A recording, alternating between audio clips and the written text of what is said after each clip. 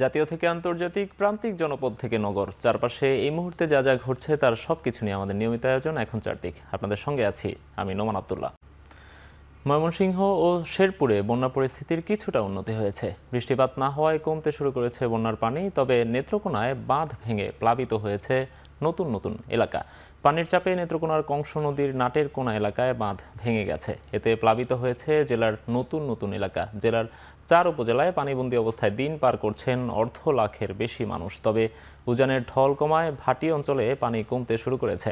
এদিকে ময়মনসিংহের হালুয়াঘাট ও ধোবাউড়া উপজেলার বন্যা পরিস্থিতির কিছুটা উন্নতি হয়েছে। এখনও 2 উপজেলার নিম্নাঞ্চলের প্রায় 30,000 পরিবার পানিবন্দী। এরই মধ্যে ফুলপুরে বন্যার পানিতে ডুবে একজনের মৃত্যু হয়েছে। এছাড়া শেরপুরেও বন্যার পানি নামতে শুরু করেছে, তবে জেলায় নৌকার অভাবে ব্যাহত হচ্ছে ত্রাণ সহায়তা কার্যক্রম।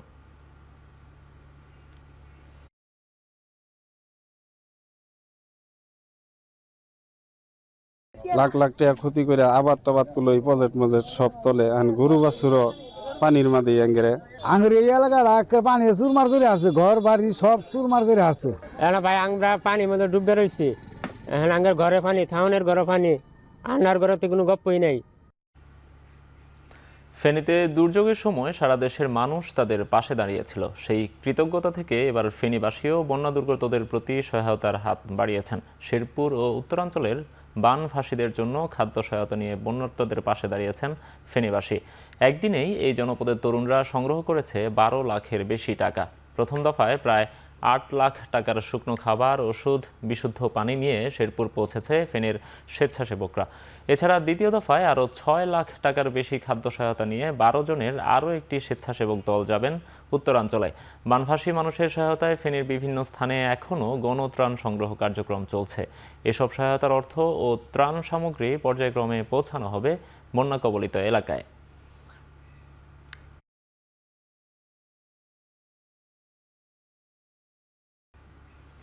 দুর্গাপূজা ঘিরে নিরাপত্তার ঝুঁকি নেই, তবে আইনশৃঙ্খলা বাহিনী সতর্ক আছে বলে জানিয়েছেন পুলিশ মহাপরিদর্শক মইনুল ইসলাম। সকালে ঢাকেশ্বরী মন্দির পরিদর্শন শেষে একথা বলেন তিনি। মণ্ডপে কোনো বিশৃঙ্খলা হলে কেউ ছাড় পাবে না বলেও হুঁশিয়ারি করেন তিনি। গুরুত্বপূর্ণ যে পূজা মণ্ডপগুলি আছে, যেগুলি একটু আমাদের মনে হয় যে ঝুঁকি তৈরি হতে পারে, সেই সব জায়গায় পূজা মণ্ডপে সিসি ক্যামেরা আছে, ব্যবস্থা রাখা হয়েছে। যে কোনো জায়গায়, যে কোনো পূজা মণ্ডপে যদি কেউ শান্তি শৃঙ্খলা বিঘ্ন ঘটায়, যদি কেউ অপতৎপর চালায়, সেই ক্ষেত্রে তাৎক্ষণিক দ্রুত ব্যবস্থা নেওয়া হবে। সব পক্ষের সঙ্গে বসে গণমাধ্যমের সংস্কার কমিশন গঠন করা হবে বলে জানিয়েছেন তথ্য উপদেষ্টা নাহিদ ইসলাম। সকালে জাতীয় প্রেস ক্লাবে তিনি এই কথা বলেন। জুলাই বিপ্লবে সাংবাদিকদের জন্য বড় কেস স্টাডি উল্লেখ করে এই অভ্যুত্থানে গণমাধ্যমের কী ভূমিকা ছিল তা আলোচনা করা হবে বলেও জানান তিনি। যখন এখানে ওয়েজ বোর্ডের কথা আসে, সম্পাদক মালিকরা তারা কিন্তু ওয়েজ বোর্ড নিয়ে এক ধরনের বিরোধিতা করে। আবার সাংবাদিকরা হচ্ছে আপনাদের আলোচনা ওয়েজ বোর্ডের কথাগুলো আসতেছে, দাসসুলভ আচরণ করার আসলে কোনো সুযোগ নেই। আর দ্বিতীয়ত হচ্ছে আমাদের এখানে সাংবাদিক সংগঠনগুলো রয়েছে, সেই সংগঠনগুলোও সাংবাদিকদের প্রকৃত স্বার্থ রক্ষার জন্য আসলে কাজ করা উচিত। সাংবাদিকতা যে পেশাদারিত্ব, সেই পেশাদারিত্বর জন্য আমাদের যে এখানে বহুমুখী স্টেক হোল্ডার, সেই বহুমুখী স্টেক হোল্ডারদেরকে নিয়ে আমাদের একটা ঐক্যমতে যেতে হবে আর কি। কোটা বন্ধ করে লটারির মাধ্যমে নগরবাসীকে আবাসন প্রকল্পে জায়গা দেওয়ার আহ্বান জানিয়েছেন গৃহায়ন ও গণপূর্ত মন্ত্রণালয়ের উপদেষ্টা। সকালে রাজুক মিলনায়তনে বিশ্ব বসতি দিবসের আলোচনায় তিনি একথা বলেন। অনুষ্ঠানে রাজুকের বোর্ডে তরুণদের সম্পৃক্ততার দাবি করেছেন পরিবেশ, বন ও জলবায়ু পরিবর্তন মন্ত্রণালয়ের উপদেষ্টা। সকালে রাজুক মিলনায়তনে বিশ্ব বসতি দিবস 2024-এর আলোচনায় অংশ নেন অন্তর্বর্তী সরকারের 2 উপদেষ্টা। এ সময় গণপূর্ত উপদেষ্টা আদিলুর রহমান খান বলেন, বাসযোগ্য শহর গড়তে তরুণদের সম্পৃক্ত করে নগর পরিকল্পনা এখনই শুরু করা দরকার। শহরে সবুজ, জনবান্ধব ও শিশুদের বেড়ে ওঠা উপযোগী পরিবেশ নিশ্চিত করার উপর জোর দেন তিনি। আলোচনায় পরিবেশ, বন ও জলবায়ু পরিবর্তন উপদেষ্টা সৈয়দা রিজওয়ানা হাসান বলেন, বাসযোগ্য ঢাকা গড়ে তোলার জন্য কর্মপরিকল্পনা করা সময়ের দাবি।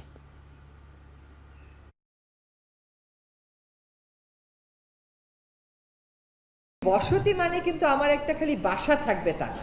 বসতি মানে একটা বাসযোগ্য অবস্থানে আমি থাকবো, সেটা। তো আশা করি সকল মাঠগুলো যে মেট্রো রেল কর্তৃপক্ষকে বলে ওরা কিছু জিনিসপত্র সরাচ্ছে, পান্থকুঞ্জ ছোট্ট একটা জায়গা, সেখানেও উন্নয়নের সরঞ্জামাদি গিয়ে রাখা হচ্ছে। বসবাসের সবচেয়ে অযোগ্য নগরীর যে কলঙ্ক আমাদের বয়ে বেড়াতে হচ্ছে, আমরা তো এত অল্প সময়ে এটাকে বাসযোগ্য করতে পারবো না, কিন্তু আমরা একটা কংক্রিট কর্মপরিকল্পনা করে ফেলি এবং সেটা দিয়ে কাজটা শুরু করে দিই। এই কোটা সেই কোটা, কোটার কারণে আমরা এতগুলা প্লট নেব, কোটার কারণে আমরা অতগুলা করব, সমস্ত কোটা উঠিয়ে দেন, জনগণের জন্য উন্মুক্ত করে দেন না কেন? সমস্ত কোটা উঠিয়ে দিয়ে লটারির মাধ্যমে কেন ঢাকা শহরের জমি দেওয়া হয় না? এই ফ্যাসিলিটিগুলি বন্ধ করে দিতে হবে। তরুণদের এগিয়ে নিয়ে আসার পথ করে দিতে হবে। আমরা তো দরজাটা বন্ধ করে রাখি যেন তারা আসতে না পারে। এই দরজাগুলো খুলে দিতে হবে বাংলাদেশের মানুষের জন্য, তরুণদের জন্য। চকবাজার থানার রাকিব হাওলাদার হত্যা মামলায় সাবেক সংসদ সদস্য হাজী সেলিম সহ 3 জনকে গ্রেফতার দেখিয়েছেন আদালত। সকালে চিফ মেট্রোপলিটন ম্যাজিস্ট্রেট আদালতে হাজির করে গ্রেফতার দেখানোর আবেদন করেন মামলার তদন্তকারী কর্মকর্তা। পরে রাষ্ট্রপক্ষ ও আসামি পক্ষের আইনজীবীদের শুনানি শেষে তাদের গ্রেফতার দেখিয়ে কারাগারে পাঠানোর আদেশ দেন এই আদালত। এই মামলায় আরও 2 জন আসামি ঢাকা উত্তরের 26 নং ওয়ার্ডের সাবেক কাউন্সিলর হাসিবুর রহমান মানিক ও ঢাকা বিশ্ববিদ্যালয়ের ছাত্রলীগ সাধারণ সম্পাদক তানভীর হাসান সৈকত।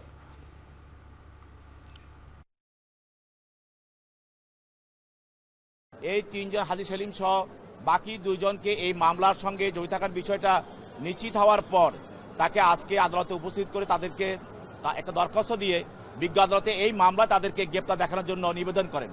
বিজ্ঞ আদালত তদন্তকারী কর্মকর্তার দরখাস্তর গুণাগুণের উপর ভিত্তি করে তাদেরকে আজকে এই মামলায় গ্রেপ্তার দেখে জেল হাজতে প্রেরণ করেন। সাবেক প্রধানমন্ত্রীর কার্যালয়ের মুখ্য সচিব ও এনবিআরের সাবেক চেয়ারম্যান নজিবুর রহমানকে গ্রেফতার করেছে ঢাকা মহানগর গোয়েন্দা পুলিশ। রোববার রাতে রাজধানীর গুলশান থেকে তাকে গ্রেফতার করা হয়। গ্রেফতার হওয়া নজিবুর রহমানকে আজ আদালতে তোলা হবে বলে জানিয়েছে পুলিশ। তবে তাকে কোন মামলায় গ্রেফতার করা হয়েছে এখনও জানা যায়নি। 2015 সালে এনবিআর চেয়ারম্যান ও অভ্যন্তরীণ সম্পদ বিভাগের সচিব হিসেবে তিনি নিয়োগ পান। 2017 সালের 31 ডিসেম্বর তাকে প্রধানমন্ত্রীর কার্যালয়ের মুখ্য সচিব করা হয়। 2019 সালের 30 ডিসেম্বর চাকরি থেকে অবসরে যান এই কর্মকর্তা।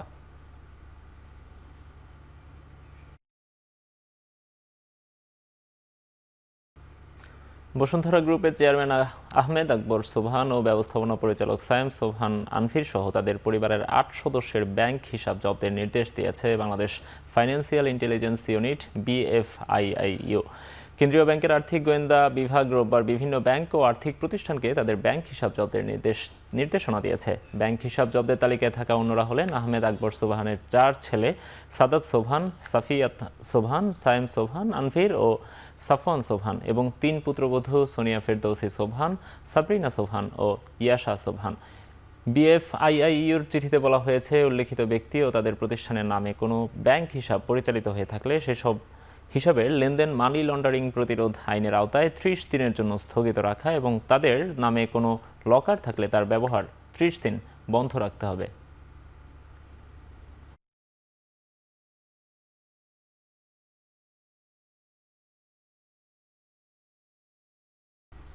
শেষ করছি এখন চারদিক। এখন টেলিভিশন ওয়েবসাইটে দেখতে ভিজিট করুন www.ekhon.tv। এছাড়া ফেসবুকে দেখতে ভিজিট করুন facebook.com/ekhon.tv। এছাড়া ইউটিউবে এখন টেলিভিশন দেখুন youtube.com/c/ekhon.tv এই লিঙ্কে।